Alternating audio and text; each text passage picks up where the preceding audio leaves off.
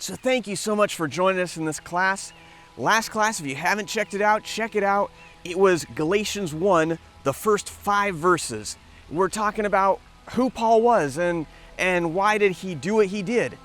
Now today, in this class, we're moving on to the next 5 verses. We are in Galatians chapter 1, starting at verse 6, which says, remember this is Paul who's talking here, he says, "I marvel that you are turning away so soon from him who called you in the grace of Christ to a different gospel." So, what is he talking about? Remember, gospel means good news.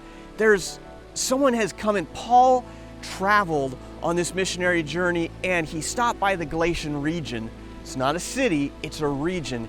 He stopped by and he shared the gospel, the simple gospel of Jesus Christ and him being enough.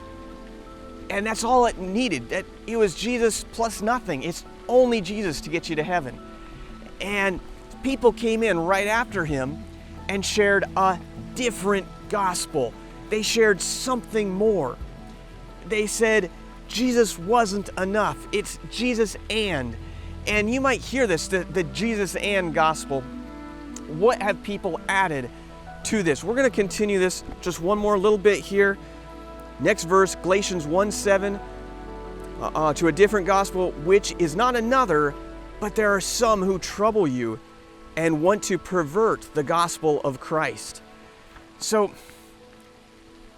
there's ways that we can think of the different gospel. There's groups who have come in and they have shared there's something different, there's something more. You have to do something special. You have to be baptized or even baptized in this water or do this thing. They said Jesus was not enough. It takes Jesus and this other thing. And back in this time, they were actually saying that Jesus wasn't enough, that we have nothing wrong with Jesus, but you need to first be circumcised and then follow all the law and then belief in Jesus, and that's enough. That's what will get you to heaven. But Paul is saying that is a perverted gospel. That's a different gospel because it's the Jesus and gospel. And we're going through this with some brothers at church, and we're pointing out, and one of the other brothers shared with me, and he was saying how simple this can be, how it can creep into any of our lives. That, things like, to really be saved, you can't watch TV. Or to really be saved, you have to go to this special church. You have to speak in tongues to really be saved.